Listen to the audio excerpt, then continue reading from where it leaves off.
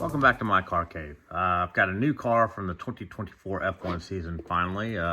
This one is the Stake F1 Team Kick Sauber C44 of Zhou Guan Yu from the Emilia Romagna GP 2024.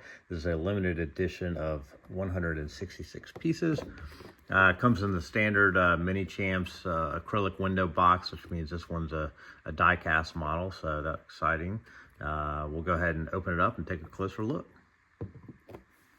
Okay, now that we got it off the base, let's go ahead and talk about the 2024 Stake F1 Sauber Kick C44 car. That is a mouthful of a team name, and therefore they call themselves the Kick Sauber F1 team for most intensive purposes. So, anyways, the big change for 2024 was the Stake sponsorship became the main sponsor. Alfa Romeo would disappear.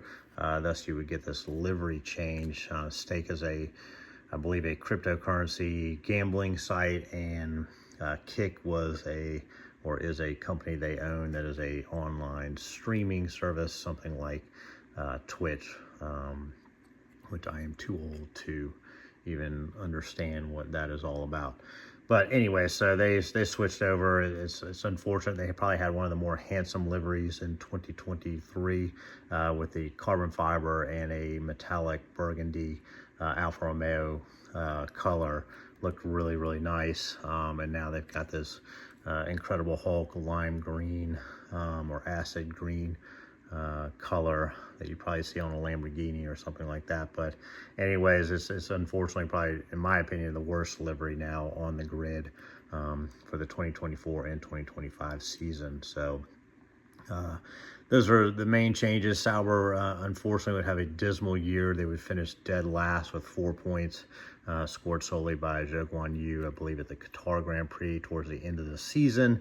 And that was a regression from, say, 2022, where they finished sixth and about 55 points. In 2023, they finished ninth, so second to last with 15 or 16 points, I believe, and then dead last in 2024. So just going the wrong direction. These guys are going to become Audi in 2026. So I think they're just holding out for that and going through the motions is what it feels like to me. So anyways, that's a little bit about the race history.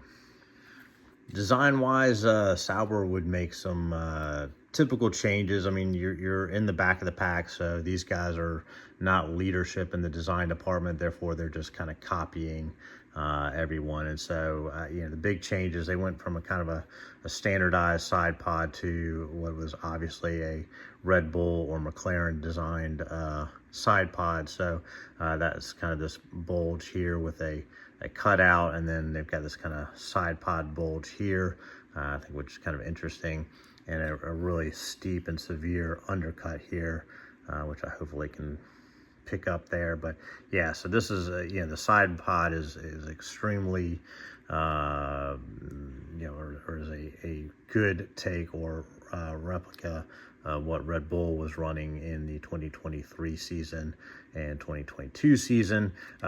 They've also, because they're chasing everyone else, they've also added this downwash element here. I call it like the bathtub. It's very similar to what Williams, Ferrari, and Aston Martin were kind of running.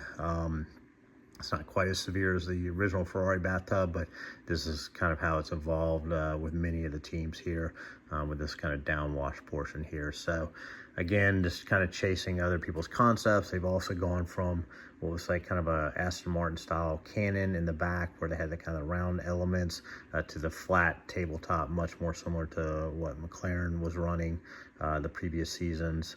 And so you can see here it's just real flat. And then back here, they've got this kind of shark fin with these air outlets here. It is very similar to what Haas has been running. That's the only team running that design.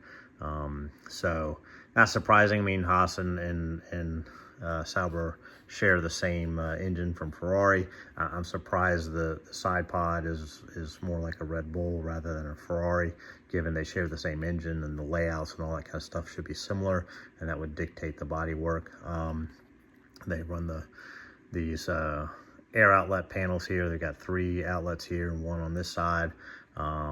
But yeah, so pretty standard stuff. They're just kind of chasing everybody else's design, so it's not something super ingenious like the Red Bull was in 2024.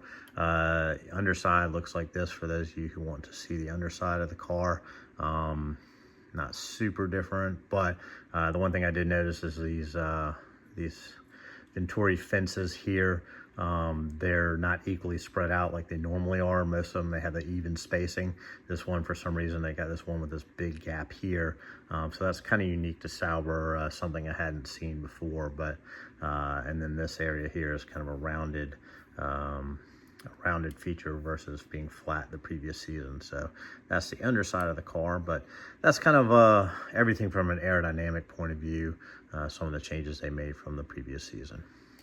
Lastly, let's just talk about it. This is a die-cast model. So it's super heavy. The previous years were resin models for the Alfa Romeos. So I'm not sure why they made the switch. Again, Minichamps has pretty much only done die-cast for Mercedes and Red Bull. So it's kind of nice to have another one in the die-cast side.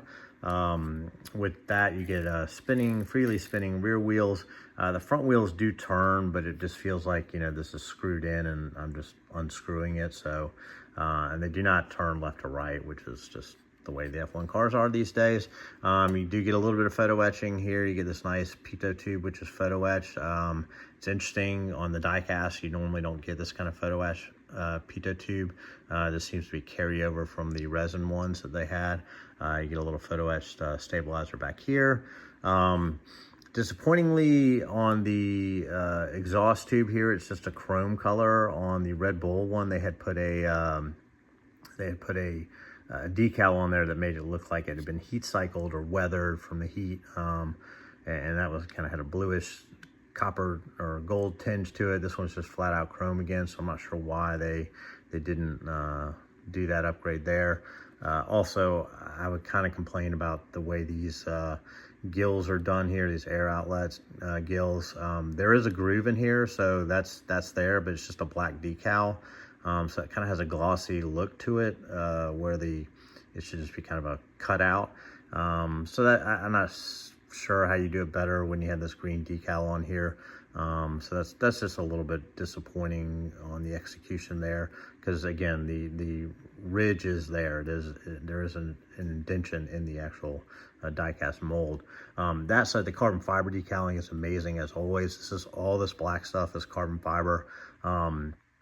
Unlike the first years, where particularly around the airbox, the decals would stretch and you could kind of see how the carbon fiber pattern would stretch out. They've really kind of done away with that. So I don't know if they've changed the way it's being implemented or they've just gotten better at it.